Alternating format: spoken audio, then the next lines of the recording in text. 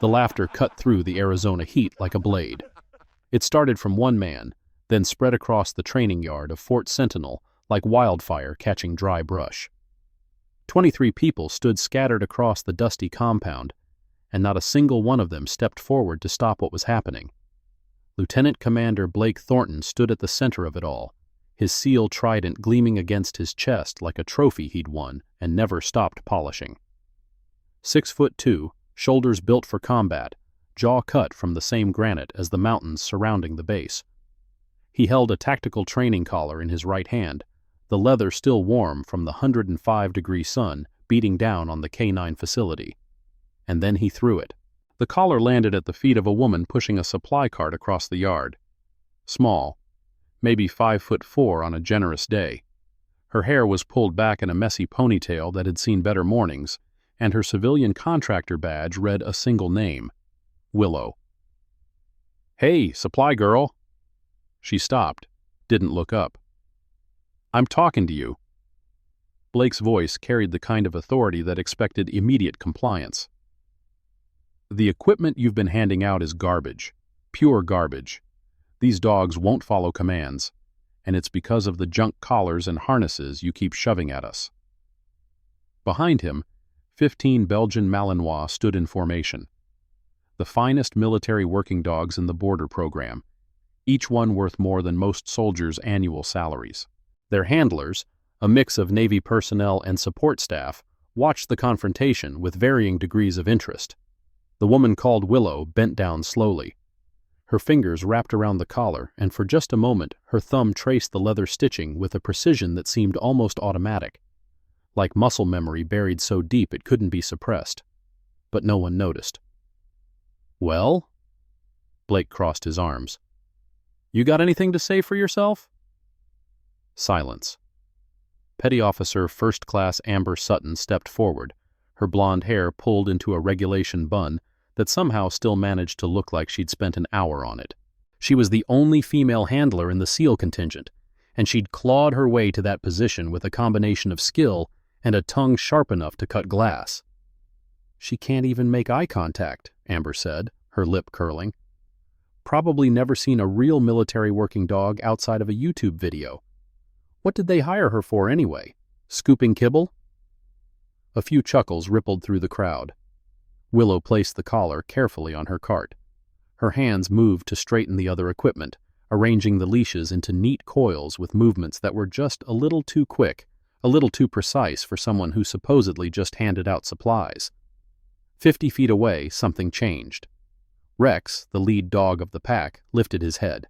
His ears rotated forward like satellite dishes, locking onto a signal. The massive Belgian Malinois, all 90 pounds of muscle and training, had been sitting perfectly still for the past 20 minutes. Now his entire body tensed, nose pointing directly at the woman by the cart. Chief Petty Officer Derek Walsh caught the movement. "Thornton, Rex is doing something weird." Blake barely glanced over. "Probably smells the dog food on her clothes. Ignore it." But Rex wasn't reacting to food. The dog's muscles had gone rigid beneath his tan coat, trembling with an energy that had nothing to do with hunger.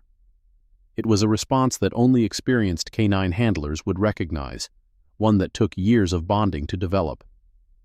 The response of a military working dog recognizing someone from its past. In the next 20 minutes, everything at Fort Sentinel was about to change, and these 15 dogs were going to show everyone on this base exactly who their real alpha was. The heat pressed down on the compound like a physical weight as Willow pushed her cart toward the equipment shed. The wheels squeaked against the packed dirt, a small sound that seemed impossibly loud in the tension-thick air. She'd made it maybe 30 feet when a shadow fell across her path. Amber Sutton planted herself directly in front of the cart, arms crossed, chin lifted at an angle that suggested she'd practiced this pose in front of a mirror. "Excuse me, civilian. This section of the yard is restricted during active training exercises." Willow stopped.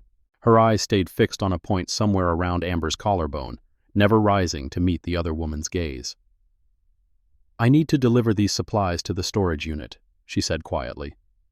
Her voice was soft, almost apologetic. The handlers requested additional bite sleeves for the afternoon session. Did I stutter? Amber took a step closer. Restricted. That means you walk around, take the long way. We don't need civilians wandering through our training space and distracting the animals. A reasonable person might have pointed out that the storage unit was directly behind Amber, that walking around would add an extra 10 minutes to the trip, that the equipment was needed in less than 15. Willow said none of these things. Instead, she began to turn her cart around. As she did, her gaze swept across the line of dogs with a speed that should have been impossible to track anything, but her lips moved, just slightly, as if counting. 15. All accounted for. Rex, Shadow, Ghost, Titan, and 11 others whose names she somehow seemed to know even though no one had told her. "Move faster," Amber called after her. "Some of us have actual work to do." Gunnery Sergeant Silas Porter watched the exchange from his position near the water station. He'd served 3 tours in Afghanistan, 2 of them working alongside military dogs, and something about the supply woman nagged at him. The way she'd handled that collar earlier, the way she'd scanned the dogs just now. That wasn't civilian behavior. He filed the observation away and said nothing. Before we continue, if you're enjoying this story, take a moment to subscribe and hit that notification bell. We post military stories every single day, and trust me, you don't want to miss what happens next in this one. The moment these 15 dogs recognize their true handler will give you chills. Drop a comment below telling us your favorite military dog story. Now, let's get back to Fort Sentinel. The afternoon sun had shifted by the time Willow made it back to the main training area. She'd taken the long route as ordered, and her cart now carried a fresh load of equipment that had been requested by the K-9 coordinators. Derek Walsh intercepted her before she could reach the drop-off point. "Hold up." He grabbed one of the tactical harnesses from her cart, turning it over in his hands with the exaggerated care of someone looking for any excuse to find fault. Walsh was a chief petty officer with 12 years of service and a reputation for being the smartest person in any room, at least according to himself. "This is the wrong size. Size 4? These dogs need size 5 harnesses minimum." Willow's hands stayed at her sides. Size 4 is standard for Belgian Malinois within breed specifications. Size 5 would cause chafing during extended operations. Walsh's head snapped up. "Excuse me? I'm sorry." The words came automatically, a reflex. "I just meant that the requisition form specified size 4 based on the dog's measurements." "Oh, so now the supply girl is teaching me about K-9 equipment." Walsh tossed the harness onto the ground. "I've been working with military dogs for 8 years. You've been here, what, 2 weeks? Handing out kibble and picking up the occasional piece of paper?" He kicked the harness toward her feet. "Pick it up. And next time, maybe stick to what you know, which, from what I can tell, isn't much." Willow bent to retrieve the harness. Her fingers closed around the fabric with that same unconscious precision from before, left hand finding the adjustment strap while her right automatically checked the quick release buckle. A sequence that should have taken a novice 30 seconds to figure out, completed in less than 3. Silas Porter saw it. His eyes narrowed. But before he could process what he'd witnessed, a new voice cut across the yard. "Civilian contractors are required to display their identification badges at all times while on base." Master-at-Arms Carter Mills approached with the measured stride of a man who enforced rules for a living and enjoyed every second of it. His security uniform was pressed to perfection, his expression carved from ice. "Your badge is facing the wrong direction." Willow looked down at her chest. The badge had indeed flipped during her work. She reached up to adjust it, her movements quick and efficient. "My apologies, sir. It must have turned while I was moving equipment." Mills studied her for a long moment. There was something about this woman that didn't add up, but he couldn't quite identify what. Her posture was too still, her composure too controlled. Civilians usually got flustered when security personnel approached them. This one barely blinked. "See that it doesn't happen again," he said finally. "I'll be watching." He walked away, but not before casting one more suspicious glance over his shoulder. The afternoon training session began at 1400 hours. Lieutenant Commander Thornton had arranged his team in a semicircle around the main demonstration area, with the 15 dogs positioned at various stations. The objective was simple: standard obedience drills to establish baseline compliance before moving on to more advanced exercises. It should have been routine. Rex was the first problem. "Higher!" Blake commanded, using the German word for come that was standard in military canine training. "Rex, higher!" The Belgian Malinois didn't move. His eyes were fixed on a point across the yard, where Willow had resumed organizing supplies near the equipment shed. His tail twitched once, twice, and his ears rotated toward her like compass needles finding north. "Rex!" Blake's voice sharpened. "Higher! Now!" The dog took one step forward, then stopped, then turned his head back toward the woman. Blake's jaw tightened. "What is wrong with this animal?" "Maybe he's distracted, sir." One of the junior handlers offered the suggestion hesitantly. "There's a lot of activity on the yard today. A military working dog worth $500,000 doesn't get distracted by activity." Blake strode toward Rex, frustration radiating from every step. "This is sabotage. Someone has been interfering with these dogs." His gaze landed on Willow. "You." He pointed directly at her. "Get over here." She approached slowly, cart abandoned, hands clasped in front of her in a posture of submission that seemed almost rehearsed. "The dogs have been acting strange ever since you started working here," Blake said. "What have you been doing to them? Feeding them unauthorized treats? Using some kind of scent that's messing with their training?" "I haven't done anything, sir. I just distribute equipment." "Then explain why Rex, a dog who has never disobeyed a command in 3 years of service, suddenly can't focus on anything except you." Willow had no answer. Or rather, she had an answer she wasn't willing to give. "I don't know, sir." Blake's patience, never his strongest quality, finally snapped. "Get me her supply distribution records, now. Every piece of equipment she's touched, every bag of food she's handled. If there's something contaminated, I want to know about it." A junior petty officer scurried off to retrieve the paperwork. When the records arrived, Blake snatched them from the sailor's hands and began flipping through pages with barely controlled rage. After a moment, he stopped. Then he threw the entire folder into the air. Papers exploded outward, scattering across the training yard like oversized confetti. Supply logs, equipment manifests, feeding schedules, all of it drifting down to land in the Arizona dust. "Garbage," Blake spat. "This documentation is garbage. Incomplete, disorganized, worthless." He turned to face Willow, who had watched her work be destroyed without a single change in expression. "You're supposed to be maintaining these records? No wonder everything's falling apart." "The records were complete as of this morning, sir." Her voice remained steady, almost unnaturally so.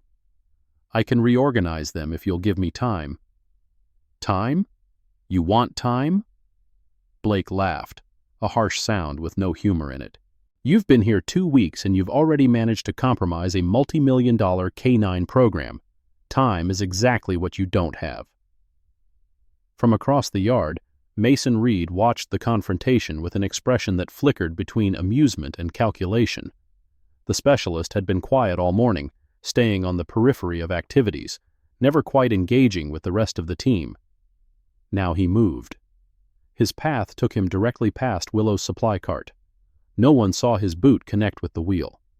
The cart tipped sideways, slowly at first, then with gathering momentum. Equipment spilled across the ground, leashes tangling together, collars rolling in different directions, training supplies scattering like dropped marbles. "Oh," Reed's voice dripped with mock concern. "I'm so sorry. Didn't see that there." He smiled. It didn't reach his eyes. Willow stood motionless for exactly 2 seconds. Then she knelt and began gathering the fallen equipment, her movements methodical and unhurried, despite the chaos surrounding her. Blake watched her for a moment, then turned away in disgust. "Someone get her out of my sight. This training session is suspended until we figure out what's wrong with these dogs." As Willow collected supplies, her hands trembled slightly. but anyone looking closely would have noticed something unusual about that tremor. It wasn't fear. It was suppressed anger, held in check by a will strong enough to bend steel. The sun had begun its descent toward the mountains by the time the equipment was restored to order. Doc Caleb Freeman found Willow in the supply shed, reorganizing the items that had been scattered across the yard. "Need a hand?" She looked up, surprised. The base medic was a compact man in his early 40s, with gentle eyes that seemed out of place in a military environment. He held out a few training collars he'd picked up from the ground. "Thank you." She accepted them, adding them to the appropriate shelf. "You didn't have to do that." "Neither did you." Freeman set down a crate of bite sleeves that someone had kicked into the corner. "You could have complained, filed a grievance, demanded respect." Willow's lips curved in something that might have been a smile. "Would that have helped?" "Probably not, but it might have made you feel better." "Feeling better isn't why I'm here." The words hung in the air between them, carrying more weight than their surface meaning suggested. Freeman studied her for a moment, really studied her, and something flickered in his expression. "You're not what you appear to be, are you?" Willow carefully aligned a row of tactical harnesses. "I'm a K9 supply clerk. That's what my badge says." "Badges can lie." Freeman lowered his voice. "I served in Fallujah back in 2004. Combat medic attached to a K9 unit. I've seen a lot of handlers in my time, good ones and bad ones. The way you touch that equipment, the way you move when the dogs are nearby." He paused. "That's not something you learn from a civilian training program." For a moment, Willow's careful mask slipped. Just a fraction of an inch, just long enough for Freeman to glimpse something underneath. Something hard and sharp and forged in places most people couldn't imagine. Then it was gone. "I appreciate your concern, Doc, but I'm just here to do my job." Freeman nodded slowly. "Sure. Just know that if you ever need medical attention, my door is open. No questions asked." He left her alone with the equipment and the silence and the growing shadows of evening. Across the compound, Senior Chief Ethan Graves stood in the shade of the communications building, his phone pressed to his ear. The setting sun painted his face in shades of orange and red as he spoke in low tones to whoever was on the other end of the line. "Confirm. Packages in place." A pause. "No, they don't suspect anything. She's playing her part perfectly. Too perfectly, if you ask me. That woman has more control than any operator I've ever worked with." Another pause. "Understood. We'll proceed as planned.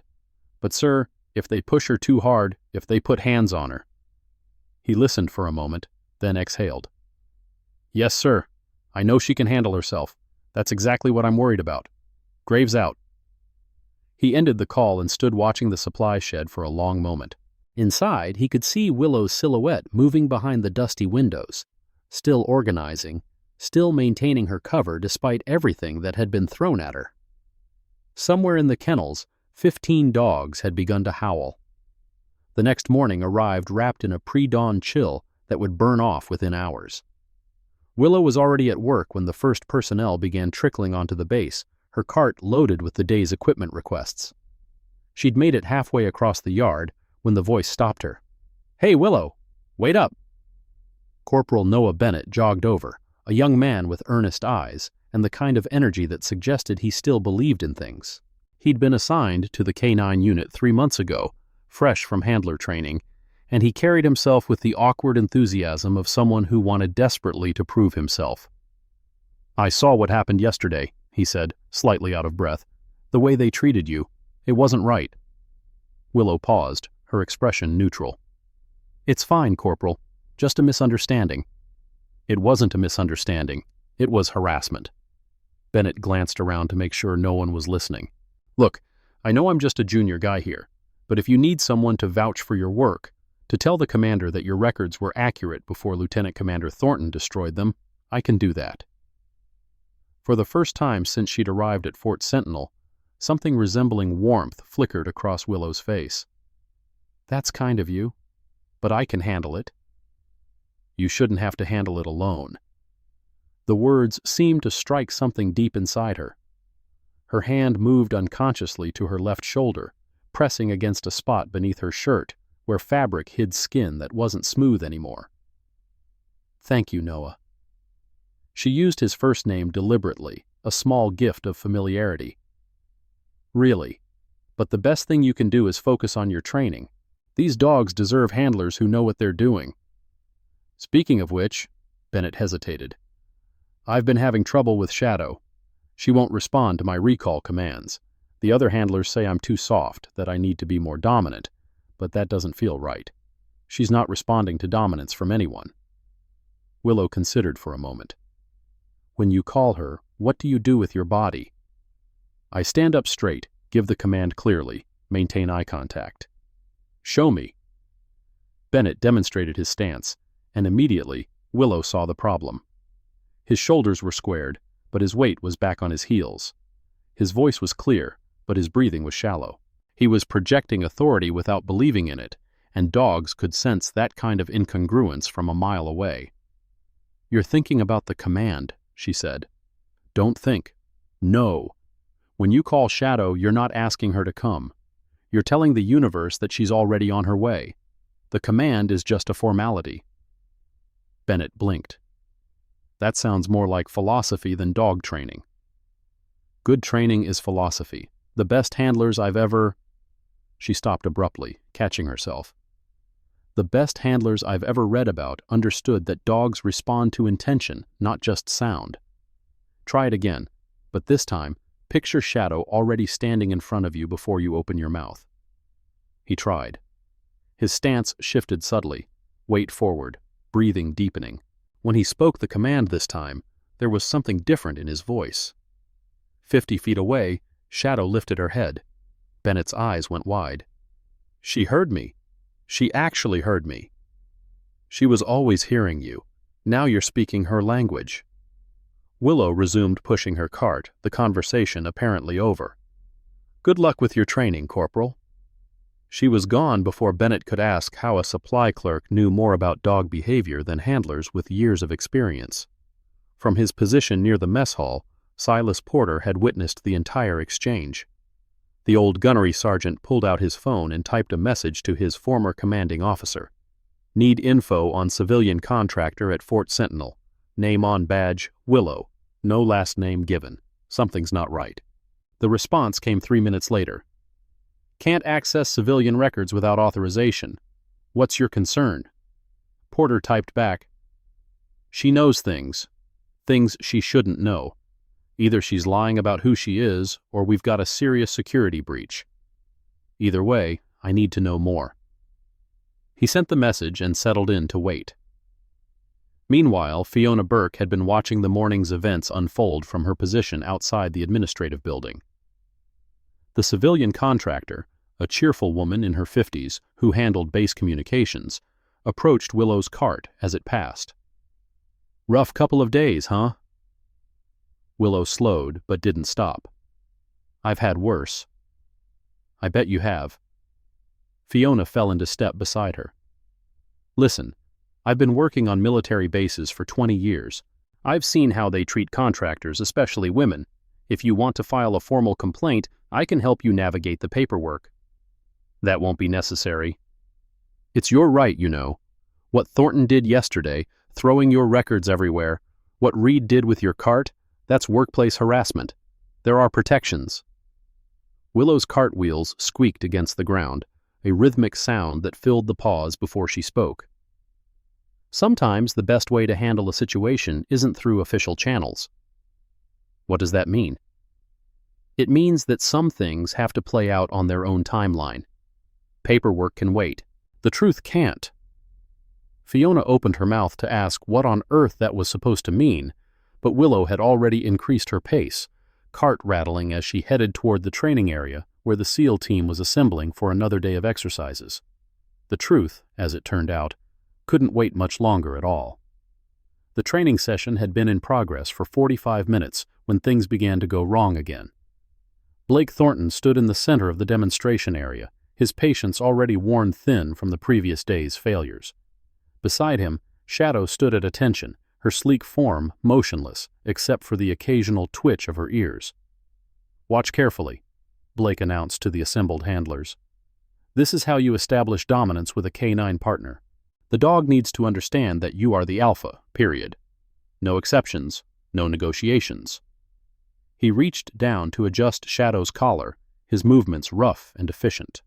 The dog's lip curled. "Higher, Shadow, heel." Shadow didn't move. Her eyes had found a point across the yard, fixed there with an intensity that seemed to border on obsession. Blake followed her gaze and felt his jaw tighten. "Willow, again." "Get her out of here." Blake's voice came out as a growl. "I don't care what she's delivering. I don't care what her assignment is.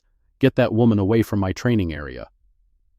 Two junior sailors started toward the supply cart, but before they could reach it, Shadow did something that made everyone freeze. She walked away from Blake, not ran, not bolted.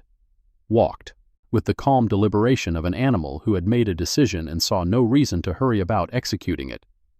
She crossed the yard in a straight line, ignoring Blake's increasingly frantic commands, and sat down directly at Willow's feet. Tail wagging. The silence that followed was so complete that you could hear the wind rustling through the desert scrub outside the fence. "What?" Blake's voice had gone hoarse. "What did you do to my dog?" Willow stood perfectly still, her hands at her sides, making no move to touch Shadow despite the dog's obvious desire for attention. "I didn't do anything, sir. She came to me on her own." Dogs don't come to people on their own. Not military dogs. Not dogs with millions of dollars of training invested in them. Blake was striding across the yard now, his face darkening with each step. "You've been tampering with these animals. I don't know how, I don't know why, but I'm going to find out." "Sir, I assure you—" "Don't." He was close enough now that Willow had to tilt her head back to meet his eyes. "Don't assure me of anything. You're a supply clerk. You hand out equipment. That's it. So why does a $500,000 military working dog act like you're her long-lost best friend?" From across the yard, Carter Mills had begun walking toward the confrontation, his security instincts triggered by the rising tension. Behind him, Silas Porter and Noah Bennett exchanged glances. "Maybe," Willow said quietly, "she just knows something you don't." The words were so soft that Blake almost missed them. When they registered, his expression shifted from anger to something uglier. "What did you say to me?" "Nothing, sir. I apologize." But the damage was done. "Get a leash on that dog," Blake snapped at the nearest handler. "And you," he pointed at Willow. "Don't move, don't speak, don't even breathe unless I tell you to. I'm getting to the bottom of this right now." Shadow had to be physically restrained as they pulled her away from Willow. The dog's whines cut through the desert air, high and plaintive, and utterly unlike the sound a trained military animal was supposed to make. 3 other dogs had begun pulling at their handlers, straining toward the same point of focus. Then 4, then 5. Silas Porter felt the hairs on the back of his neck stand up.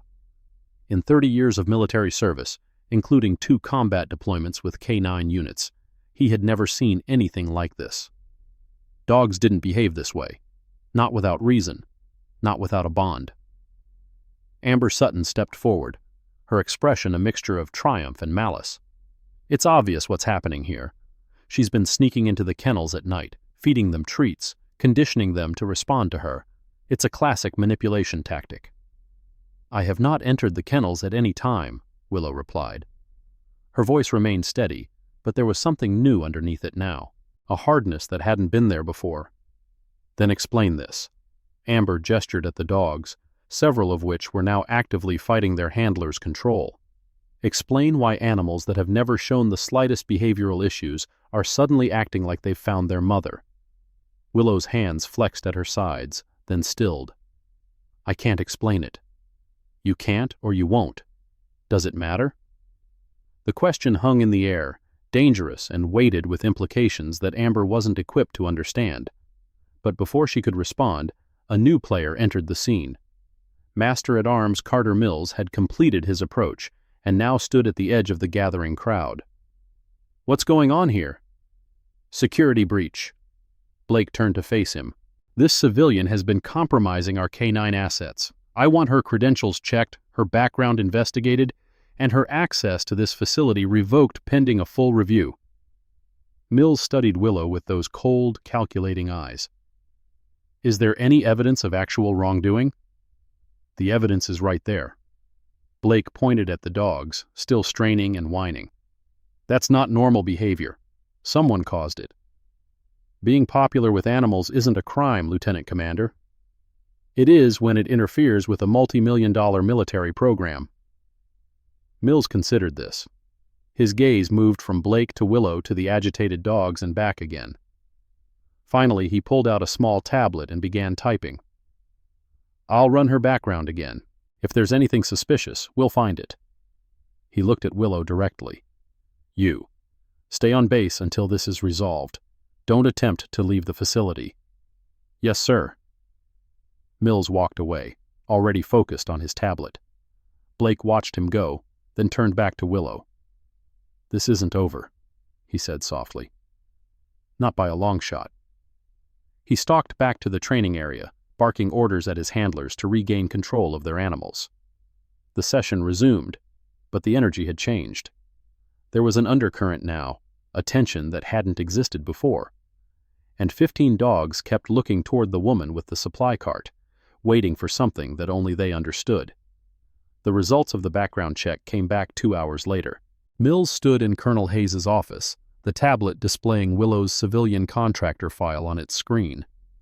The base commander sat behind his desk, his expression unreadable as he reviewed the information. Clean, Mills reported. No criminal record, no military service history, previous employment at various civilian logistics companies. References check out. On paper, she's exactly what she claims to be. Hayes tapped his finger against the desk. On paper. Sir? You said on paper. That implies you have concerns off paper. Mills hesitated, choosing his words carefully. There are inconsistencies. The way she handles equipment suggests training that isn't reflected in her background. Her composure under pressure is unusual for a civilian, and the dog's reaction to her presence is unprecedented in my experience. What are you suggesting? I'm not suggesting anything, sir. I'm reporting observations. Mills straightened his posture. But if I were to speculate, I would say that either her records have been falsified, or she's operating under some kind of classified cover that we don't have clearance to access. Hayes was quiet for a long moment. His eyes drifted to the window where the training yard was visible in the afternoon light. Somewhere out there, a woman was going about her business as if the entire base hadn't spent the morning trying to figure out who she really was. Maintain surveillance, Hayes said finally. But don't interfere with her movements unless she does something overtly suspicious. If she's who she says she is, we don't need a harassment lawsuit. And if she's not... He paused. Well, we'll cross that bridge when we come to it. Yes, sir. Mills left the office, his footsteps echoing down the corridor. Behind him, Colonel Hayes picked up his secure phone and dialed a number that only a handful of people in the world knew existed. The line connected after 3 rings. This is Hayes at Fort Sentinel. I need information on a civilian contractor currently working at my facility.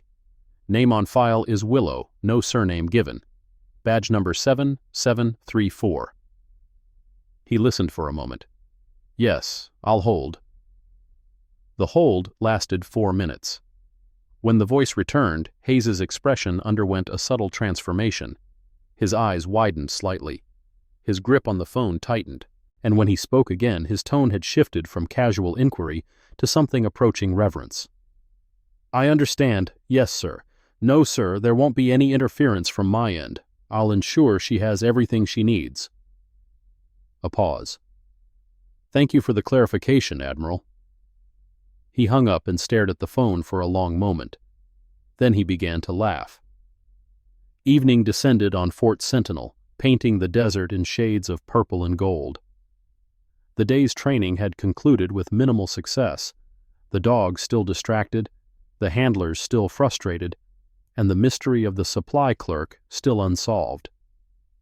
Willow sat alone in the equipment shed, the door closed against the cooling air. Around her, the tools of her supposed trade lined the walls: harnesses, collars, leashes, training aids.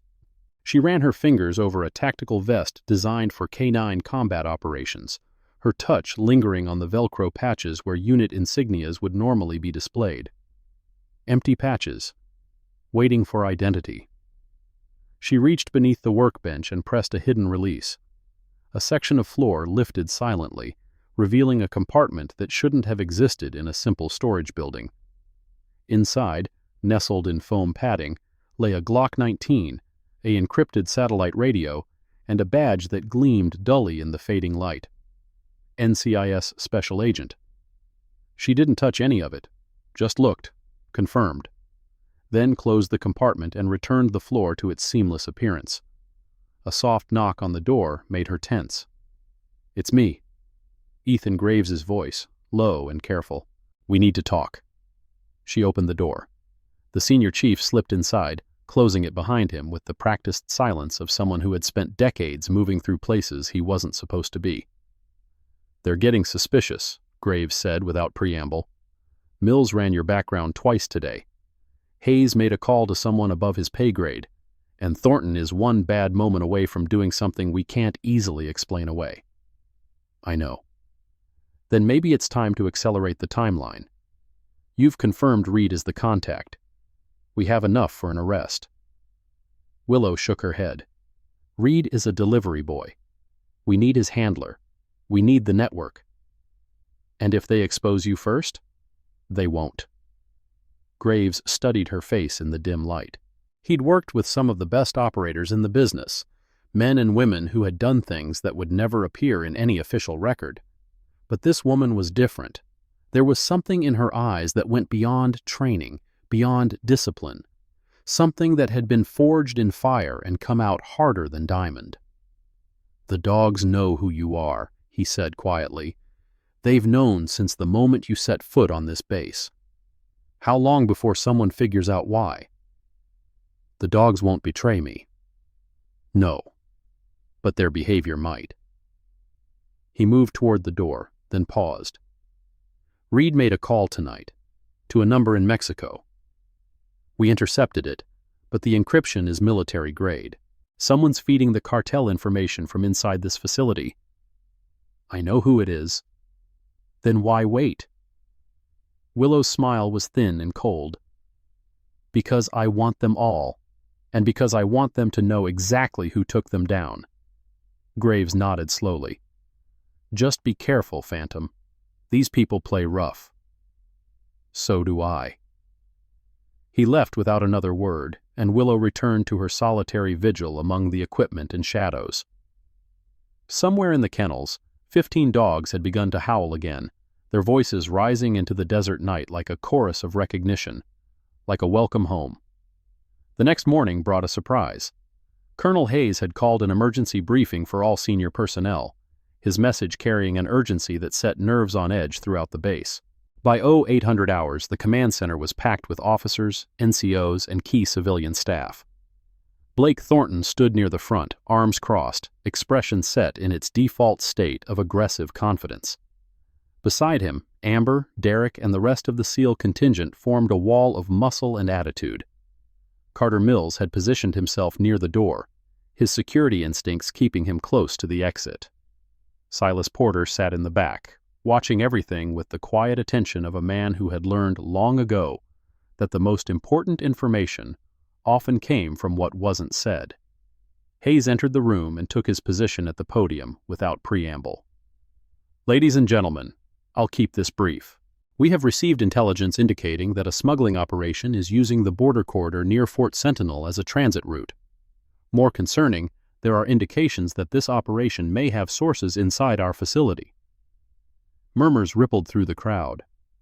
"Effective immediately, all personnel will undergo enhanced security screening. Access to sensitive areas will be restricted, and anyone with information about unauthorized contacts or suspicious activity is ordered to report it through proper channels." Hayes's gaze swept the room. This is not a drill. We have reason to believe that classified information about our K-9 operations has been compromised. Blake stepped forward. Sir, with respect, do we have any suspects? The investigation is ongoing, Lieutenant Commander. But I will say this. Hayes's eyes seemed to linger on a particular section of the room. The guilty parties will be identified, they will be apprehended, and they will face the full consequences of their actions. Make no mistake about that. The briefing concluded with standard security reminders, but the atmosphere had shifted fundamentally. Suspicion hung in the air like smoke after a fire, and everyone was looking at everyone else with new eyes. Except for Mason Reed, who had spent the entire briefing staring at his hands. Willow wasn't at the briefing. As a civilian contractor, she hadn't been included in the distribution. But Fiona Burke filled her in on the details when they crossed paths near the communications building. They're saying there's a mole, Fiona reported, her voice dropping to a conspiratorial whisper. Someone's been feeding information to the cartels. Can you believe it? Right here on base. That's concerning, Willow said, her expression carefully neutral. Concerning?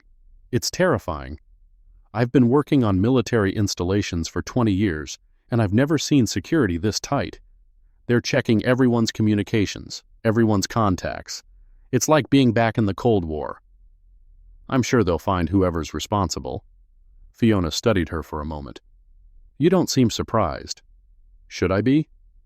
Most people would be.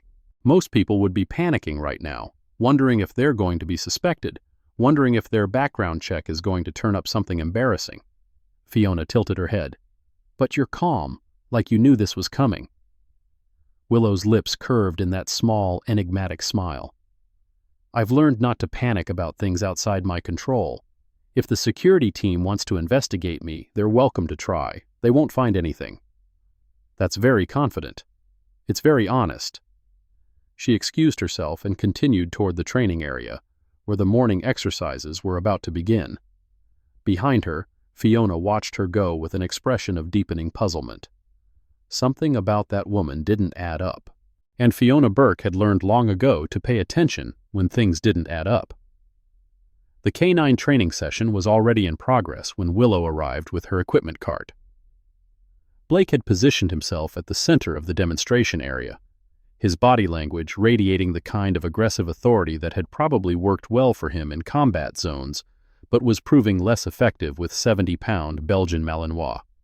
Today's exercise is search and apprehension, he announced. Each handler will take their assigned dog through the obstacle course, locate the hidden target, and demonstrate proper takedown technique. The handlers moved to their positions. One by one, the dogs were released into the course, their muscles bunching and releasing as they navigated barriers, tunnels, and elevated platforms. Most performed admirably, their training evident in every movement. Rex was assigned to go last. This is the one that matters, Blake said, attaching his personal leash to the big Malinois' collar. Rex is the alpha of this pack. If he performs well, the others will follow his lead. He led Rex to the starting position, unclipped the leash, and gave the command. Rex didn't move. Voran, Blake repeated, using the German command for forward. Rex, Voran! The dog's eyes had found Willow again. She was standing near the equipment cart, making no effort to attract attention, but it didn't matter. Rex's entire being was oriented toward her like a compass needle toward magnetic north. Blake's face darkened. This is ridiculous. Every single time that woman is anywhere near this yard, the dogs lose their minds. He spun toward Carter Mills, who was observing from the sidelines. I want her removed, now. Her presence is compromising this entire operation. Mills hesitated. After his conversation with Colonel Hayes, he was operating under new orders that he couldn't explain to anyone. But those orders hadn't included watching valuable military assets become worthless. Ma'am, he said, approaching Willow with careful neutrality, perhaps it would be best if you completed your supply duties in a different area today. Willow nodded. Of course. She began to push her cart toward the exit, but Rex had other ideas. The moment she turned away, the big Malinois exploded into motion. Not toward the obstacle course, not toward his handler, but directly toward the woman who was trying to leave. His paws ate up the distance in seconds, his body a blur of tan fur and pure determination. Blake shouted commands that went unheeded. Handlers scrambled to intercept. Carter Mills reached for his sidearm, training overriding judgment for a critical moment. None of them were fast enough. Rex reached Willow and sat. Just sat. Right at her feet, his tail sweeping the dirt, his tongue lolling, his entire body vibrating with an emotion that looked impossibly like joy. The silence that followed was absolute. Then the other dogs began to break formation. Shadow pulled free of her handler's grip. Ghost followed, then Titan, then Luna. One by one, all 15 Belgian Malinois abandoned their positions and converged on the woman with the supply cart, arranging themselves around her in a formation that every canine professional on the yard recognized immediately. Protective circle. Alpha defense pattern. These dogs, these highly trained military assets worth millions of dollars, had just declared their allegiance, and it wasn't to anyone wearing a uniform. We're about to reach the most intense moment of this story. If you haven't subscribed yet, now is the time. Hit that subscribe button and the notification bell so you never miss our daily military content. Share this video with someone who respects our canine heroes and their handlers. The reveal coming up will change everything you thought you knew about Willow. Stay with us. Silas Porter was the first to break the silence. "Holy cow," he breathed, the words carrying clearly in the stillness. "I've never seen anything like this in my life." Blake Thornton's face had gone through several colors in the past 30 seconds, cycling from red to white to a shade of purple that suggested imminent cardiac distress. His hands were clenched into fists at his sides, and when he spoke, his voice came out as something between a whisper and a scream. "What is happening?" "I think that's fairly obvious, Lieutenant Commander." The voice came from Colonel Hayes, who had emerged from the command building at some point during the chaos. He stood at the edge of the training yard, his expression unreadable. "These dogs have chosen their handler." "That's not how it works." Blake's composure finally shattered completely. "Military working dogs don't choose handlers. They're trained, they're conditioned, they're programmed to follow commands. They don't just walk away from their assigned personnel to sit at the feet of some random supply clerk." "Unless," Hayes said calmly, "she's not a random supply clerk." The words fell into the silence like stones into still water. Ripples of understanding began to spread across the faces of those assembled, but the full picture remained just out of reach. Amber Sutton stepped forward, her earlier malice replaced by something that looked uncomfortably like fear.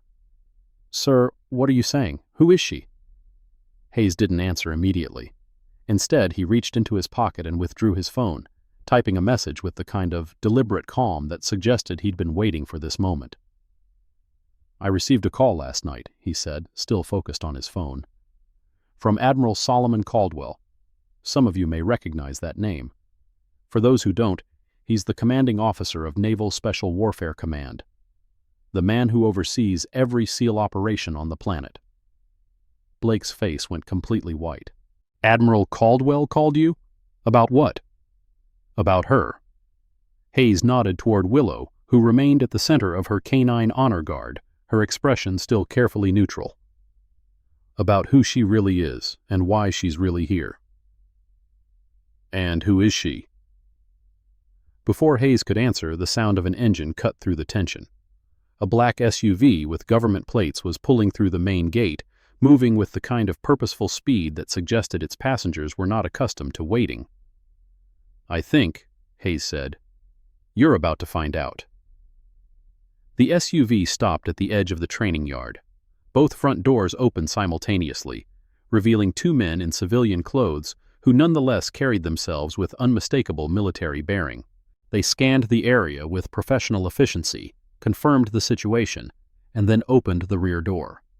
Senior Chief Ethan Graves stepped out, but not as the observer he'd been pretending to be. This time, he wore his credentials openly, a badge that gleamed in the morning sun, identifying him as exactly what Willow had known him to be all along. NCIS. "Ladies and gentlemen," Graves announced, his voice carrying easily across the yard, This facility is now under federal investigation. No one leaves until we've completed our interviews. Blake sputtered. On what authority? What investigation? What is going on? Graves ignored him, turning instead toward the woman surrounded by dogs. Master Chief, we have confirmation. The package is ready for delivery. Willow nodded once, a barely perceptible movement that nonetheless carried the weight of command. Status of the primary target? Attempting to flee. Our people have him contained. Across the yard, Mason Reed had begun edging toward the far exit. His movements were casual, designed to avoid attention, but 3 of the dogs had already broken from the protective circle and positioned themselves between him and his escape route. Their growls were low and unmistakable. Going somewhere, Specialist? Willow's voice had changed. Gone was the soft, apologetic tone she'd used for 2 weeks. In its place was something harder, sharper, forged in places most people couldn't imagine. I'd recommend staying where you are. Ghost has a 97% apprehension rate, and he hasn't had breakfast yet. Reed froze. His eyes darted between the dogs, the NCIS agents, and the woman he'd helped torment for 2 weeks. When he spoke, his voice cracked.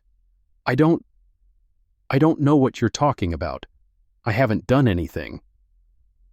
That's interesting.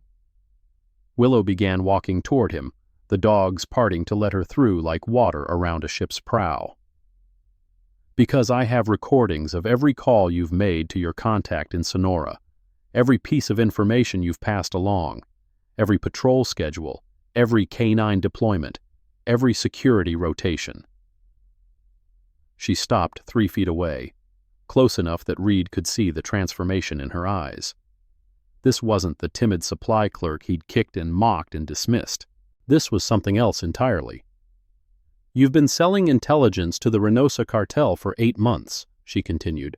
3 border agents are dead because of information you provided. 2 K-9 handlers were ambushed on patrol because you told them exactly where to find them. Her voice dropped to a whisper. And you thought you could hide all of that from me. Reed's face had gone gray. Who are you? Willow reached up and did something she'd been wanting to do since the moment she set foot on this base. She pulled the civilian contractor badge from her neck and dropped it in the dirt. Master Chief Jade Holloway, Naval Criminal Investigative Service, call sign, Phantom. She smiled, and there was nothing warm about it. I believe we have some things to discuss, Specialist. The arrest happened quickly after that. Reed was cuffed and led to the waiting SUV, his earlier swagger completely evaporated. Graves coordinated with his team while the base personnel watched in stunned silence, still processing the magnitude of what they'd witnessed. But the revelation wasn't complete. Blake Thornton stood rooted to his position, his face cycling through emotions too complex to name. Shock, certainly. Confusion, definitely. But underneath all of that, something that looked uncomfortable, like the first stirrings of shame. Master Chief, he managed, his voice hoarse. He trailed off, unable to find words adequate to the situation. Jade turned to face him. She was still surrounded by dogs, still wearing the stained clothes of a supply clerk, still carrying herself with that quiet stillness that had fooled everyone. But something fundamental had shifted in the way she occupied space. She wasn't hiding anymore. You wanted to know why these dogs responded to me, she said. Why they kept looking at me, coming to me, ignoring your commands. Blake nodded mutely. These 15 dogs were part of Operation Shadow Border, a classified mission in 2019 to intercept cartel smuggling routes along the Arizona corridor. She reached down and scratched behind Rex's ears, the gesture automatic and familiar. I trained them, worked with them for 18 months, led them on 47 operations. She paused, her hand resting on Rex's broad head. I was their handler, their alpha, and no matter how many years pass, no matter how many other people try to take that place, these dogs never forget. As if to emphasize her point, Rex pressed his head against her palm, his eyes closing in an expression of perfect contentment. Amber Sutton had begun to cry. Not dramatically, not seeking attention, but with the quiet tears of someone who had just realized the full extent of their own mistakes. Derek Walsh stared at the ground, unable to meet anyone's eyes. Carter Mills had removed his cap and was holding it against his chest, his posture shifting to something that looked remarkably like the beginning of a salute. And Silas Porter, the old gunnery sergeant who had suspected from the beginning, was smiling. "Master Chief," he said, stepping forward, "I served in Afghanistan with the 47th K9 unit. We heard stories about Ghost Handler, about a woman who could make any dog follow her anywhere, do anything. A woman who saved 23 Border Patrol agents during a cartel ambush by sending her dogs ahead to locate the enemy positions." He came to attention. "I never believed those stories were true. I thought they were just legends we told to inspire the new handlers." His hand rose in a crisp salute. "I'm honored to know they were real." Jade returned the salute with equal precision. "The stories usually exaggerate, Gunny. It was only 19 agents. Still, that's 19 families who got their people back because of you." The moment stretched, filled with the kind of respect that couldn't be demanded or purchased. It had to be earned, one sacrifice at a time, one mission at a time, one dog at a time, and Jade had earned it many times over. But the morning's revelations weren't finished yet. Colonel Hayes approached, his phone still in his hand, his expression carrying news that clearly required immediate attention. "Master Chief, I have Admiral Caldwell on the line. He's requesting a status update." Jade accepted the phone, bringing it to her ear. "Phantom here, sir." The voice that came through was tired but satisfied. "Outstanding work, Master Chief. Reed's arrest is already generating intelligence. His contacts are scrambling, making mistakes. We've identified 3 more potential sources inside other facilities." "Thank you, sir." "Don't thank me yet. There's a complication." Caldwell's tone shifted. "Reed wasn't working alone. We've intercepted communications suggesting a much larger network than we initially suspected. Someone higher up the food chain, someone with access to classified K9 deployment schedules across multiple bases." Jade's eyes narrowed. "Do we have a name?" "Not yet, but we have a location. A facility in Texas, near the border. They're running some kind of unauthorized K9 program, training dogs for purposes that aren't in any official record. You want me to investigate. I want you to do what you do best, Phantom. Disappear, observe, and when the time comes, show them exactly what a ghost can do." Jade looked around the training yard, at the dogs who had waited years to see her again, at the personnel who had just learned that everything they thought they knew was wrong, at the Arizona sun beating down on a world that had suddenly become much more complicated. "When do I leave, sir?" 48 hours. Take the time to debrief, recover, and say your goodbyes." "And Master Chief?" "Sir?" "Choose one dog to take with you. Just one. The rest stay here for the official program." Jade's gaze swept across the 15 Malinois still arranged around her. Rex, the leader. Shadow, the most obedient. Ghost, the fastest. Titan, the strongest. And Luna, the smallest of the pack, the only female, the one who had proven herself time and again by doing what others thought impossible. "I understand, sir. Phantom out." She handed the phone back to Hayes, her mind already racing through the implications of what she'd just learned.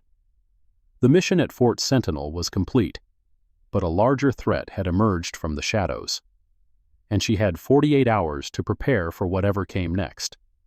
The aftermath of the morning's events unfolded with a mixture of official procedures and personal reckonings. Reed was transported to a federal detention facility for interrogation. The base was placed on modified lockdown while NCIS conducted preliminary interviews.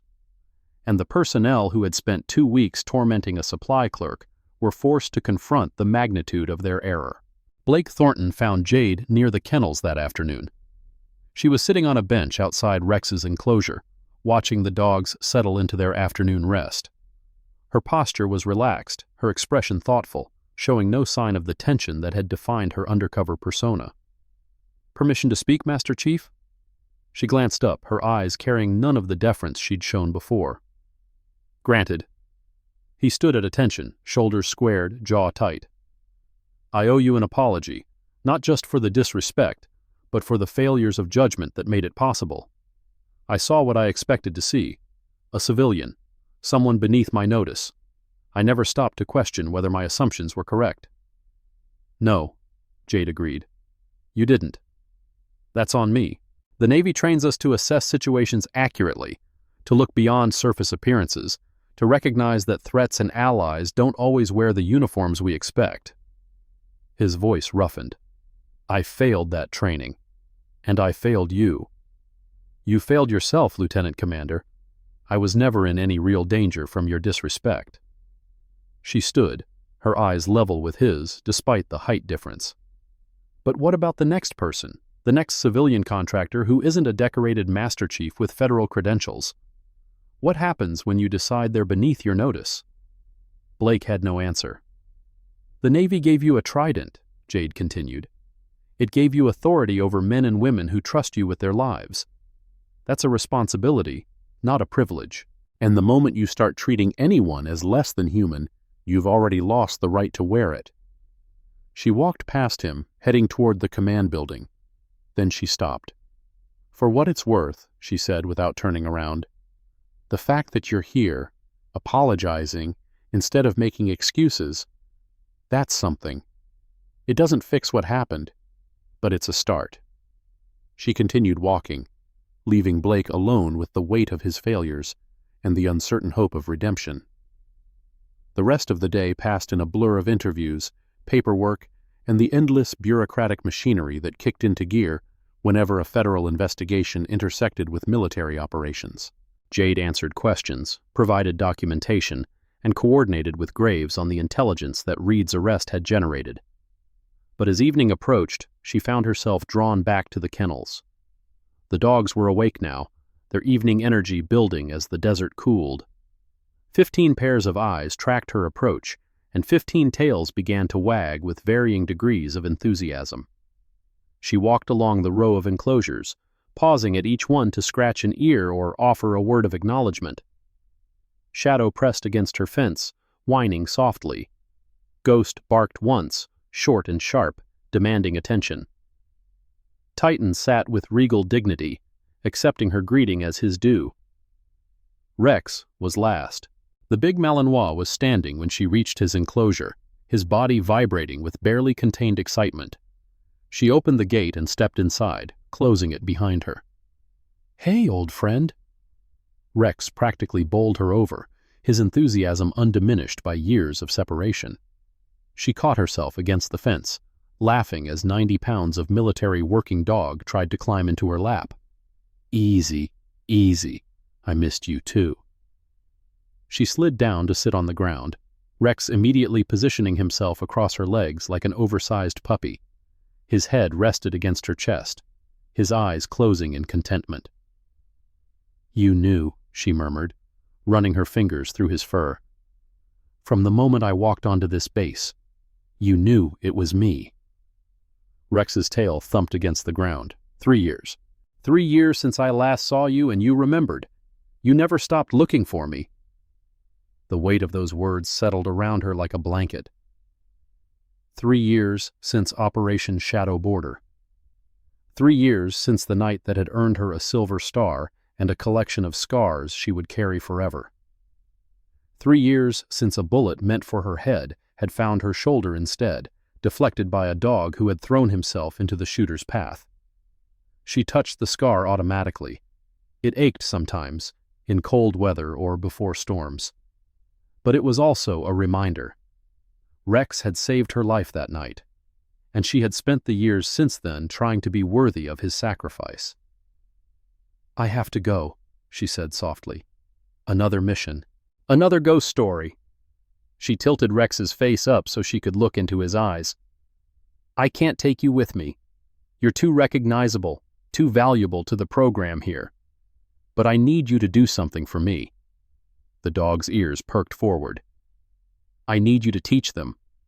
She nodded toward the training yard, toward the direction where Blake and his team had spent 2 weeks failing to understand what leadership really meant. Not the handlers. They'll figure it out eventually. I mean the other dogs, the new ones who come after you. Teach them what it means to be loyal. Teach them what it means to never give up on someone, no matter how long it takes. Rex's tongue swept across her face in a gesture of agreement. That's my boy. She stayed in the enclosure until the stars came out, surrounded by the smell of dog and dust and desert. For a few precious hours, she allowed herself to simply exist, without cover identities or mission objectives, or the weight of federal credentials. Tomorrow would bring new challenges, but tonight, she was just a woman with her dog, watching the sky turn from orange to purple to infinite black. And that was enough. The morning of her second-to-last day at Fort Sentinel arrived with the kind of crystalline clarity that only desert dawns could produce. The sky shifted from deep indigo to pale gold as Jade stood on the observation deck outside the barracks, watching the base come alive below her. Rex lay at her feet, having been granted special permission to stay with her overnight. The big Malinois had refused to leave her side since the revelation, and Colonel Hayes had decided that arguing with a 90-pound military working dog was not how he wanted to spend his evening. "You're up early." Jade turned to find Silas Porter climbing the stairs to the deck, 2 cups of coffee steaming in his hands. He offered one to her without asking if she wanted it. "Couldn't sleep," she admitted, accepting the cup. "Too much running through my head." "I can imagine." Porter settled against the railing beside her, his own gaze sweeping across the compound. "Yesterday was quite a show. Haven't seen that many people lose their composure since the time a senator's son tried to tell a sergeant major how to run PT drills." Despite everything, Jade smiled. "How did that end?" "About how you'd expect. The kid learned a valuable lesson about the difference between authority and rank." Porter sipped his coffee. "Speaking of which, I wanted to thank you." "For what?" "For not destroying them." He nodded toward the row of officer quarters, where Blake Thornton and his team were presumably still processing the previous day's events. "You could have. You had every right to file formal complaints, request disciplinary action, make their lives very difficult. Instead, you let them off with nothing but their own shame." Jade was quiet for a moment, watching Rex's ears twitch in his sleep. Shame is a better teacher than punishment. You can resent a reprimand, you can appeal a demotion, but you can't escape the memory of who you were when you thought no one was watching. That's either very wise or very generous. Maybe both. She turned to face him fully. "Gunny, can I ask you something?" "Shoot." "You suspected me from the beginning. I saw it in your eyes that first day. Why didn't you say anything?" Porter considered the question, rolling his coffee cup between his palms. "2 reasons. First, I wasn't certain. Suspicion isn't the same as knowledge, and I've seen too many witch hunts started by people who confused the two." He paused. "Second, I figured if you were hiding something, you probably had a good reason. The way you handled yourself, the way you stayed calm when they were throwing your equipment around and calling you names, that wasn't someone who was afraid of being caught. That was someone with a mission. You trusted me. I trusted my instincts. They've kept me alive through 3 combat deployments. I wasn't about to start doubting them over a supply clerk who knew too much about tactical harnesses." Rex stirred at their feet, lifting his head to check on Jade before settling back down with a contented sigh. Porter watched the interaction with something approaching reverence. "He really does love you," he said quietly. "I've worked with a lot of canine teams. The bond between handler and dog is supposed to be unbreakable, but I've never seen anything like what I saw yesterday. Those dogs would have torn through anyone who tried to hurt you." "They're not just tools," Jade replied. "That's what people don't understand. You can train a dog to follow commands, to attack on cue, to search for explosives or track fugitives. But you can't train loyalty. That has to be earned, 1 day at a time, 1 moment at a time. It takes years to build, and seconds to destroy. And you built it. We built it together, Rex and Shadow and Ghost and all the others. We went through things that would break most partnerships, human or otherwise. When you survive that kind of crucible together, it creates something that transcends training. She finished her coffee and set the cup aside, her expression shifting to something more businesslike. I need to meet with Colonel Hayes this morning. There are details about the Texas facility that require coordination. But after that, I'd like to spend some time with the handlers. The real training, not the performance Thornton was putting on. Porter straightened. I'll make sure they're ready. Fair warning, though. They're going to have a lot of questions. I'd be disappointed if they didn't. The gunnery sergeant headed back down the stairs, his footsteps fading into the general noise of the waking base. Jade remained on the deck a moment longer, her hand resting on Rex's head, her eyes fixed on the distant mountains where the sun was just beginning to touch the peaks. 48 hours. Then Texas, and whatever waited for her there. But first, there was work to be done here. The meeting with Colonel Hayes was brief but productive. Intelligence from Reed's interrogation had confirmed the existence of a shadow network operating across multiple border facilities, coordinating smuggling operations with a sophistication that suggested military-trained leadership. We're calling it Operation Ghost Trail, Hayes explained, spreading a map across his desk. The Texas facility is here, near the border town of Presidio. On paper, it's a private security training company specializing in canine services. In reality, we believe they're training dogs for cartel operations. Drug detection dogs that can identify interdiction points, attack dogs for enforcement, possibly even dogs trained to carry small packages across unmonitored sections of the border. Jade studied the map, her mind already cataloging terrain features and potential infiltration routes. What's my cover? Civilian trainer.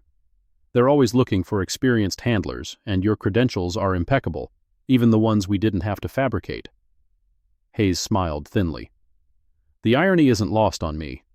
You just finished pretending to be incompetent at a job you're actually better at than anyone else alive. Now you'll be pretending to be competent at a job you're actually trying to destroy. The universe has a sense of humor. Indeed it does. Hayes closed the folder containing the operational details.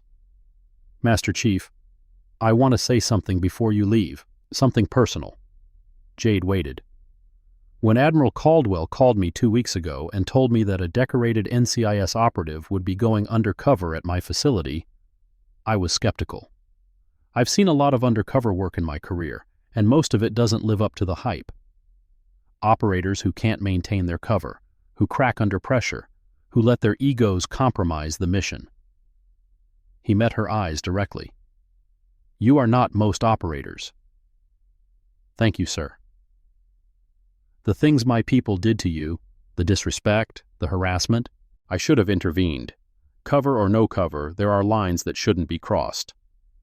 If you had intervened, it would have raised questions that might have reached the wrong ears. Jade shook her head. You played your part perfectly, Colonel. The best thing you could have done was exactly what you did. Nothing. Hayes looked unconvinced but nodded. Will you be conducting any training sessions before you leave?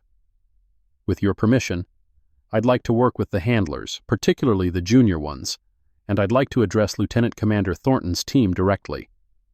Address them how? Jade's smile carried an edge that suggested the session would be educational in ways that wouldn't appear in any training manual. I thought I'd show them what these dogs are really capable of, when they're working with someone who understands them. Hayes considered this for a moment, then nodded. Approved. Just try not to break anyone. No promises, sir. The training yard had been transformed by the time Jade arrived that afternoon.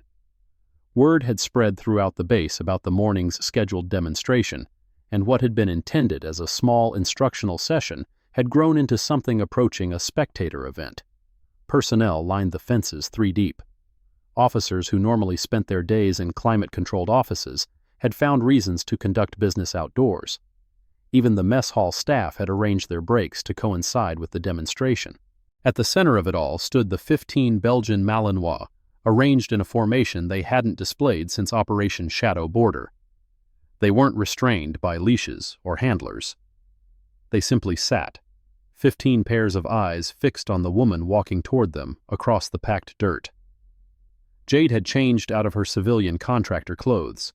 She now wore tactical pants, a fitted black t-shirt, and boots that had seen enough miles to earn their wear patterns honestly. Her hair was pulled back in a tight braid, and her movements carried the coiled energy of someone who had spent decades preparing for exactly this kind of moment. Blake Thornton stood at the edge of the formation, his face carefully neutral. Beside him, Amber, Derek, Carter, and the rest of the personnel who had made Jade's undercover week so memorable watched with expressions ranging from apprehension to outright fear. "Ladies and gentlemen," Jade began, her voice carrying easily across the yard, "for the past 2 weeks, you've watched Lieutenant Commander Thornton and his team attempt to establish command over these 15 military working dogs. You've seen them struggle with obedience, fight with compliance, and ultimately fail to achieve the kind of partnership that effective K-9 operations require." Blake's jaw tightened, but he said nothing.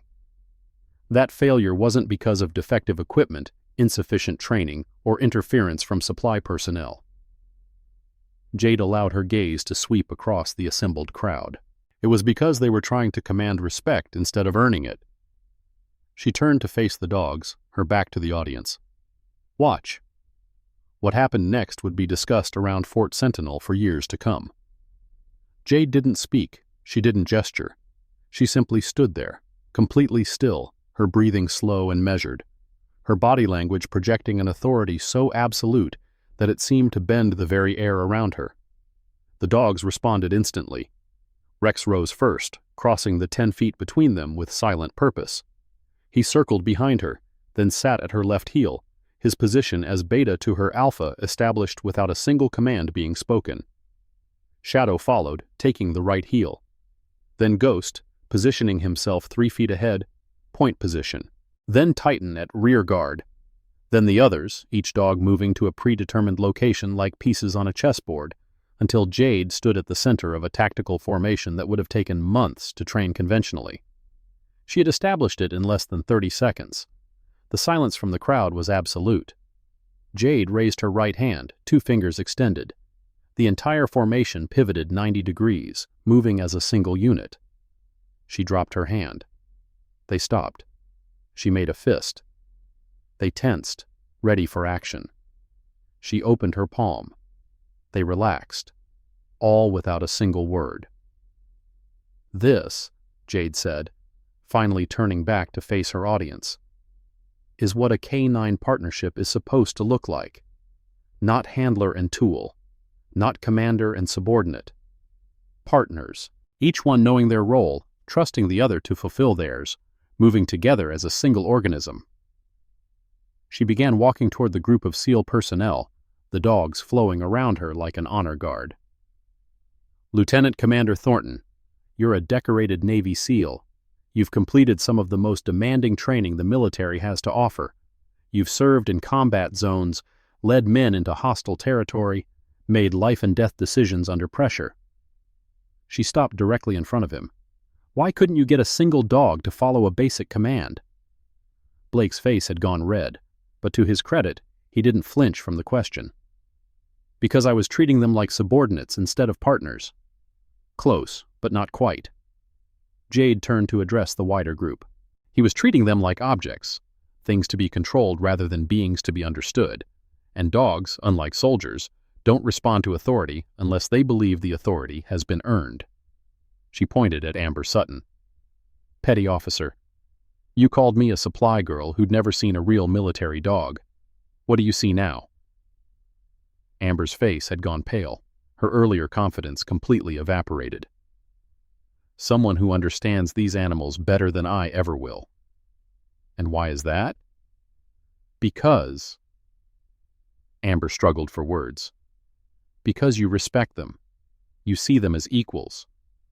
"Not equals. Partners," Jade corrected. "There's a difference.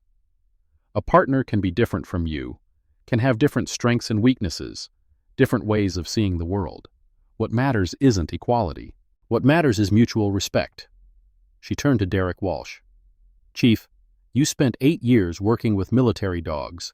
In all that time, did you ever stop to ask yourself why they followed commands? Not how to make them follow, but why they chose to. Walsh's jaw worked silently for a moment. No, Master Chief, I didn't. That's the missing piece.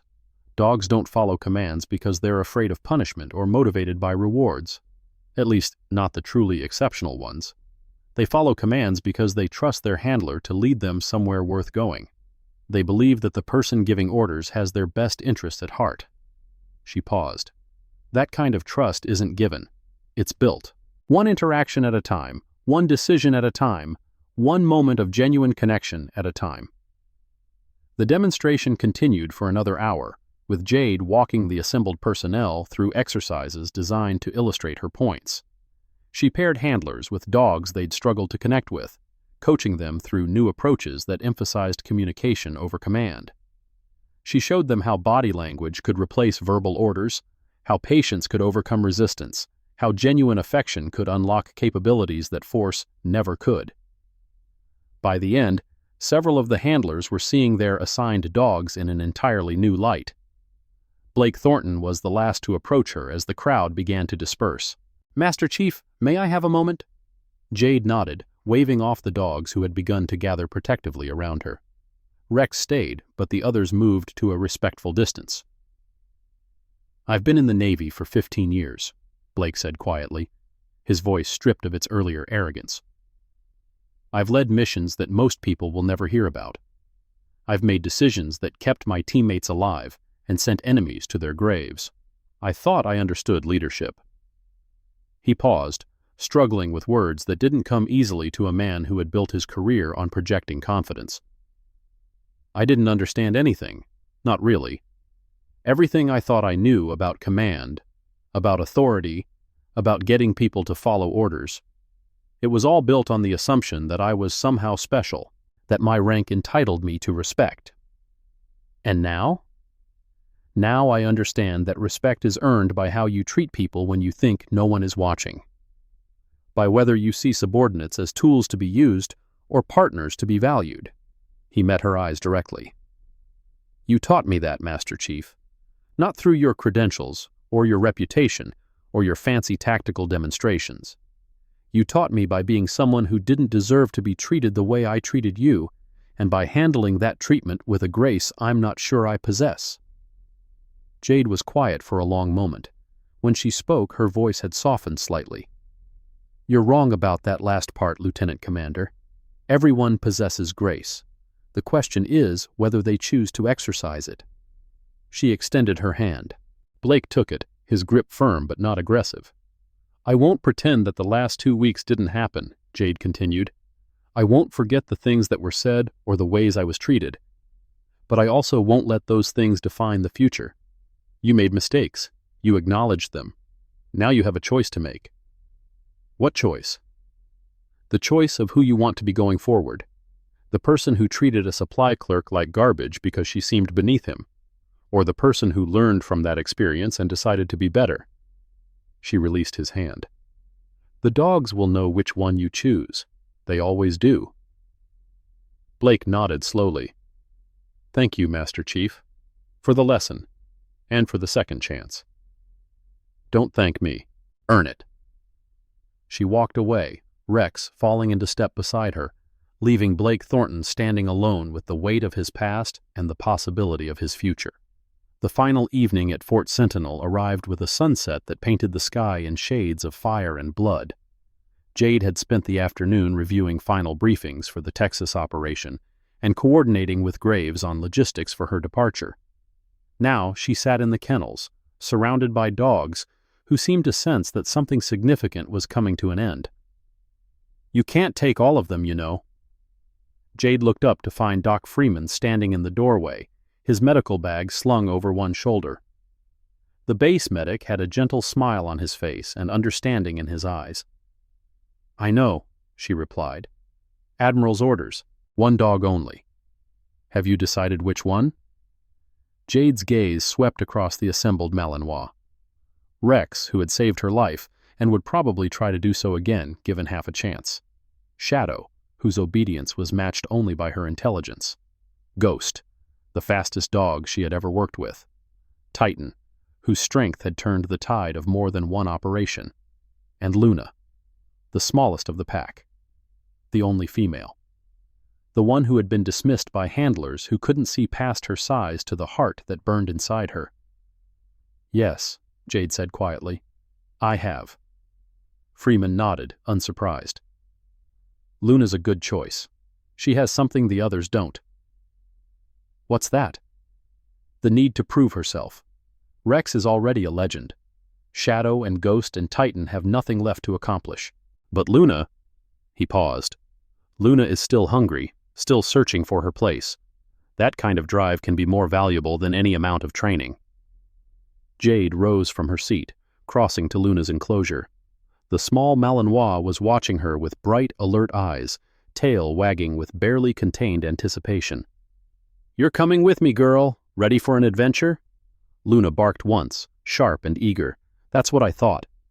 She opened the enclosure and let Luna out, watching as the small dog immediately began investigating her surroundings with the intensity of a detective at a crime scene.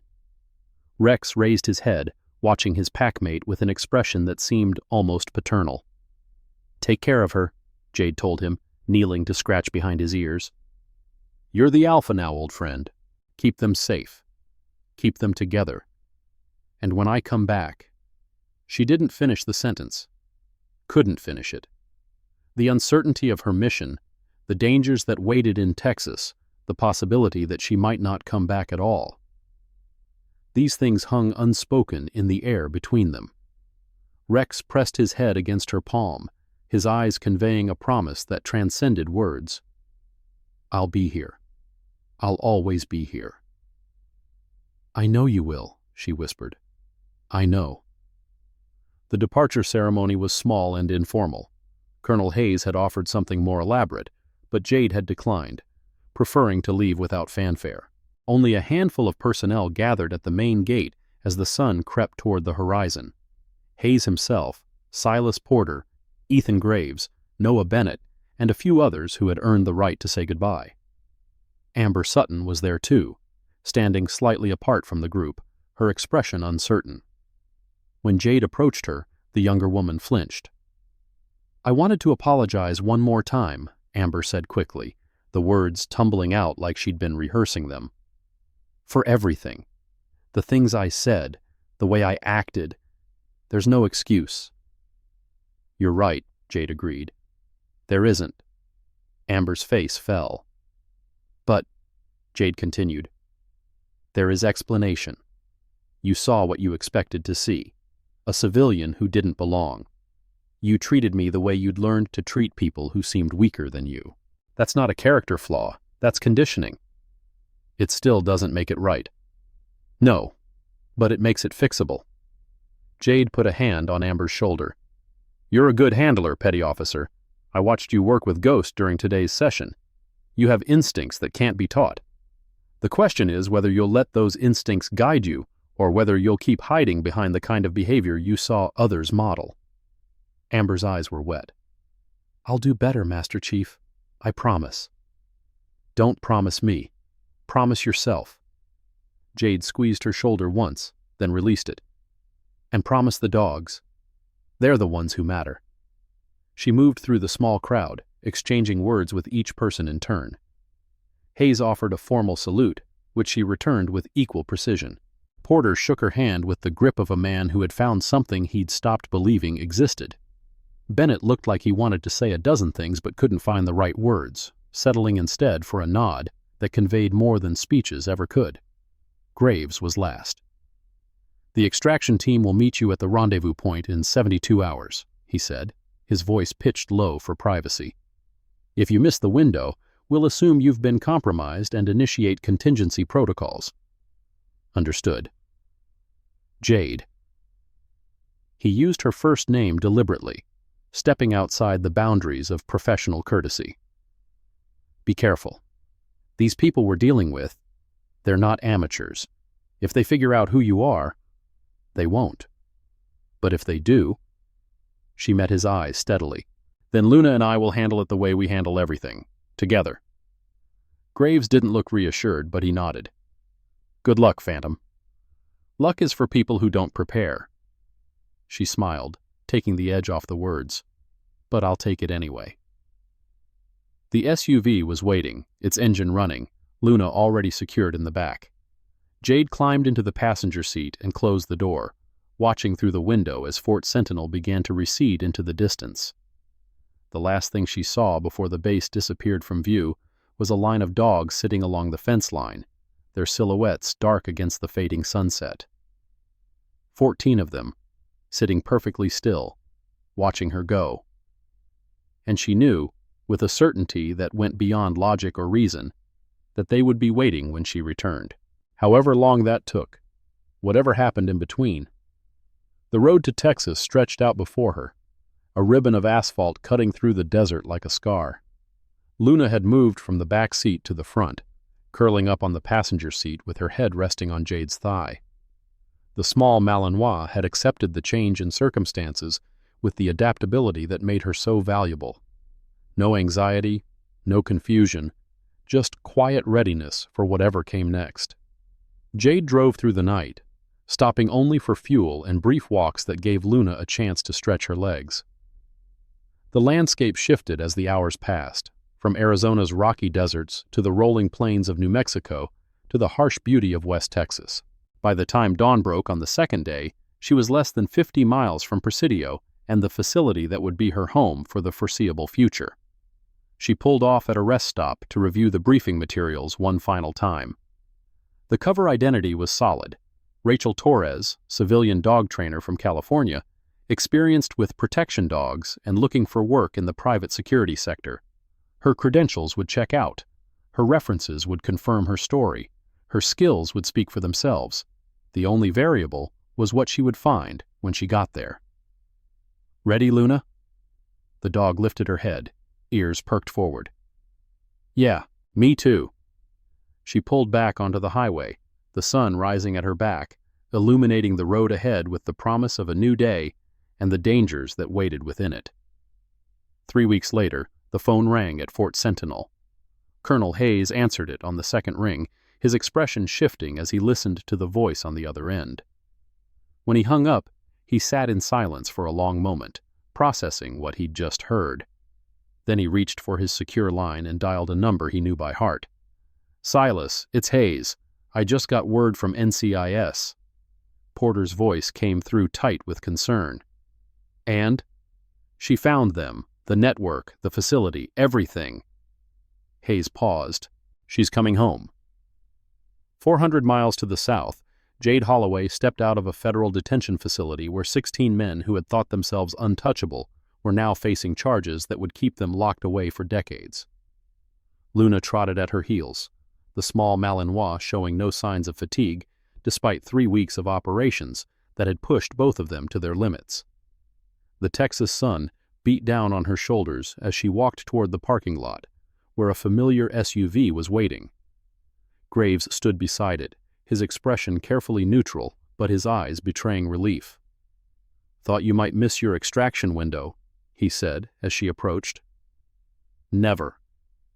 She opened the rear door for Luna, who jumped in without hesitation. How are things at Fort Sentinel? Stable. Thornton's unit completed their K-9 qualification last week. All 15 dogs passed with flying colors. Graves smiled slightly. Porter says it's like watching different people. Same handlers, same dogs, completely different results. Good. Jade climbed into the passenger seat. That's good. They drove in companionable silence for several miles before Graves spoke again. The Admiral wants to debrief you personally, says he has another assignment, if you're interested. I'm always interested. It's not K-9 related, different kind of operation entirely. He wouldn't give details over unsecured channels. Graves glanced at her. You could say no. Take some leave. Go somewhere that doesn't involve cartels or smuggling networks, or going undercover in facilities run by people who would kill you without hesitation. Jade considered this. The weight of the past month pressed against her bones, exhaustion that went deeper than physical tiredness. She thought about beaches and mountains and quiet places where the only sounds were waves or wind. She thought about what it might feel like to be just a person for a while instead of an operative. Then she thought about the men and women who were counting on people like her to keep them safe. The ones who would never know her name but would benefit from her work. The chain of service that stretched back through generations of quiet professionals who did hard things so others wouldn't have to. "I'll listen to what he has to say," she said finally. "But first, I want to go back to Fort Sentinel." Graves raised an eyebrow. "That's not exactly on the way to Washington." "No, but there's something I need to do there, someone I need to see." He didn't ask who. He didn't need to. The SUV turned north, heading for Arizona and the base where 14 dogs were waiting for their alpha to come home. The return to Fort Sentinel happened without ceremony or announcement. Jade had specifically requested it that way, preferring to arrive unnoticed rather than face another round of attention and formality. The base had seen enough spectacle during her last visit, but dogs have their own ways of knowing things. She was still 300 feet from the kennel when the howling started. It began with Rex, his distinctive voice rising into the evening air like a signal flare. Shadow joined in within seconds, then Ghost, then Titan, then the others. 14 voices raised in chorus, a sound that carried across the compound and brought personnel running from every direction. By the time Jade reached the kennel fence, a crowd had gathered. Blake Thornton was there, his uniform crisp, his bearing transformed. Amber Sutton stood beside him, her eyes bright with unshed tears. Silas Porter was grinning like a man who had just won a bet no one remembered making. But Jade saw none of them. She saw only the dogs. They pressed against the fence, tails wagging, bodies wriggling with joy that couldn't be contained. Rex had his paws up on the chain link, his tongue lolling, his eyes fixed on her with an intensity that spoke of weeks of waiting and hoping and believing. "Open the gate," Jade said quietly. Someone complied. She never saw who. The moment the barrier was removed, 14 dogs exploded toward her like a furry tidal wave. She went down under the onslaught, laughing as tongues and paws and wet noses competed for her attention. Rex claimed prime position, his head pressed against her chest, his whole body shaking with the force of his happiness. Luna had joined the pile, the smallest dog wriggling her way to the center where she could be close to her person and her pack at the same time. For several minutes, Jade simply lay there, surrounded by fur and love and the simple, uncomplicated joy of reunion. The crowd watched in silence, witnessing something that went beyond training or discipline or military protocol. This was family. This was home. This was what all the missions and sacrifices and long nights were really about. Eventually, Jade managed to extract herself from the canine celebration. Her clothes were covered in hair and slobber, and she suspected her face had been licked more times in the past 5 minutes than in the previous 5 years combined. She didn't care. "Master Chief," Blake Thornton stepped forward, his voice carrying new respect. "Welcome back." "Thank you, Lieutenant Commander." She brushed herself off, achieving approximately nothing.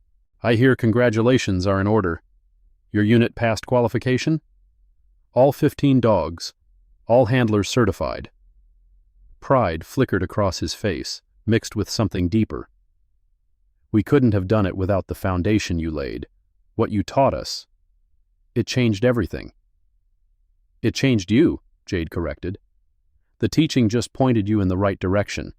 The hard work was yours." She looked around the assembled group, seeing faces that had transformed since her departure. The hostility was gone, replaced by something that looked a lot like understanding. The arrogance had softened into confidence. The judgment had mellowed into acceptance. These were not the same people who had tormented a supply clerk. These were people who had learned. "I'm not staying long," she announced, addressing the group. "I have a debrief in Washington, and probably another assignment after that. But I wanted to see you, all of you, to see what you'd become." She paused, her gaze sweeping across the faces before her. "I'm proud of you. Every single one of you. Not for passing qualification, though that matters. I'm proud of you for having the courage to change, for looking at the way you behaved and choosing to be different. That's harder than any training exercise, and you did it." Amber Sutton finally lost her battle with tears. She stepped forward, wrapping her arms around Jade in a hug that was half apology and half gratitude. Jade hesitated for only a moment before returning the embrace. "Thank you," Amber whispered, "for not giving up on us." "I don't give up on people," Jade replied. "I just wait for them to catch up." The evening that followed was informal and warm. Someone produced food from the mess hall. Someone else found chairs and set them up near the kennels. Stories were shared, lessons were exchanged, and bonds were strengthened between people who had started as adversaries and ended as something closer to allies. Through it all, the dogs remained close to Jade, as if afraid she might disappear again if they let her out of their sight. Rex claimed permanent position at her left side, while Luna settled on her right. The others arranged themselves in a loose circle, their presence a constant reminder of the connections that had survived distance and time and all the complications of the human world. As the night deepened and the crowd began to thin, Jade found herself alone with the dogs and the stars. "I have to go soon," she told them, knowing they couldn't understand her words, but hoping they could feel her meaning. "There are more missions, more bad people who need to be stopped, more work that only ghosts can do." Rex pressed his head against her hand. "But I'll come back. I always come back. And when I do—" She didn't finish the sentence. Didn't need to. The dogs knew. They always knew. The departure came at dawn, just as it had before. Jade stood at the main gate with Luna at her side, watching the sun paint the eastern sky in shades of gold and rose. The SUV waited behind her. Graves was at the wheel, patient as ever. She turned back for one final look at Fort Sentinel. The 14 remaining dogs sat in a perfect line along the fence, exactly as they had the last time she left. Their eyes tracked her movement, their bodies still, their attention unwavering. Rex was at the center, his position as alpha clear and uncontested. He raised his head slightly as she watched, acknowledging her presence, promising her return. "Until next time," she whispered.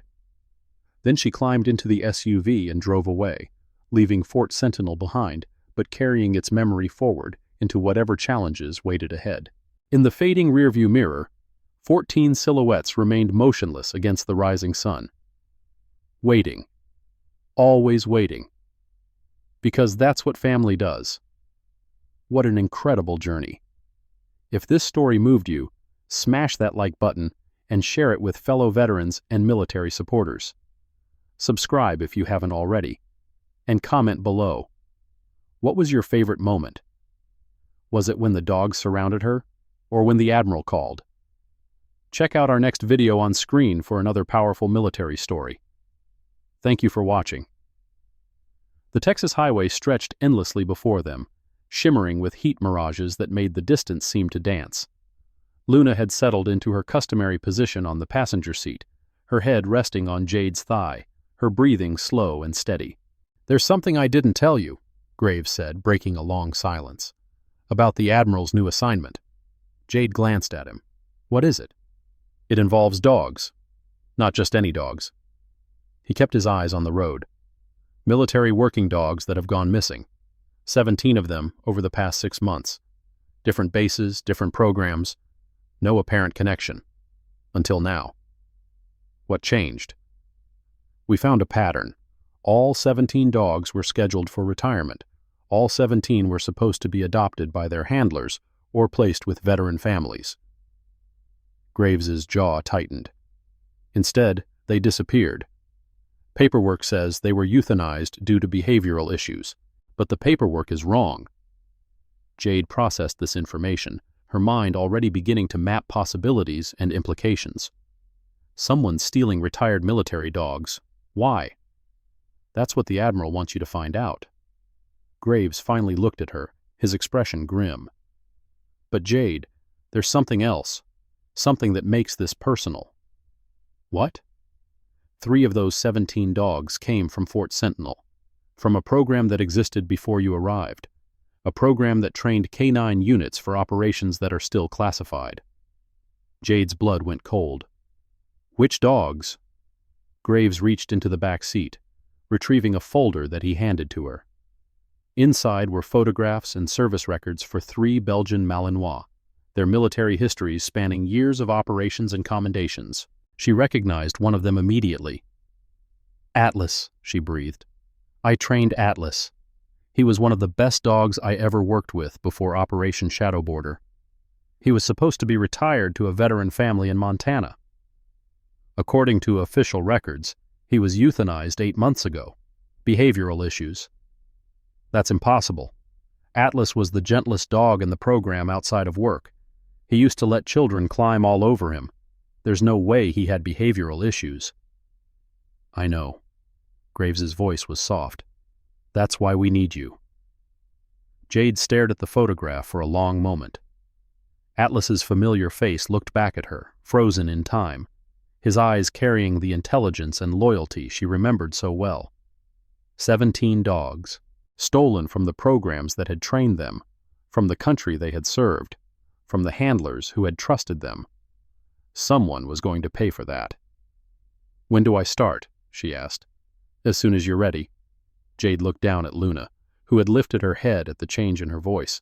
The small Malinois met her gaze with unwavering trust. I'm ready now. They drove on through the Texas heat toward Washington and briefings and a new mission that would take her deeper into the shadows than she had ever gone before. Behind her, 400 miles to the northwest, 14 dogs still sat along the fence at Fort Sentinel, watching the road she had traveled, waiting for the day she would return. They would be waiting a long time. But that was all right. Dogs understand patience better than humans ever could. They understand loyalty that doesn't waver, love that doesn't fade, faith that doesn't break. And they understand in their own way that some people are worth waiting for, no matter how long it takes, no matter what happens in between. They say dogs don't have long-term memory. They say animals don't understand concepts like loyalty or sacrifice or hope. But on that night, and every night that followed, 14 military working dogs sat vigil at the fence of Fort Sentinel, their eyes fixed on the darkening road, their bodies still as statues. Waiting, believing, knowing, in that way that only dogs can know, that their alpha would return. And until she did, they would guard the border they had sworn to protect. Together. Always together, because that's what family does.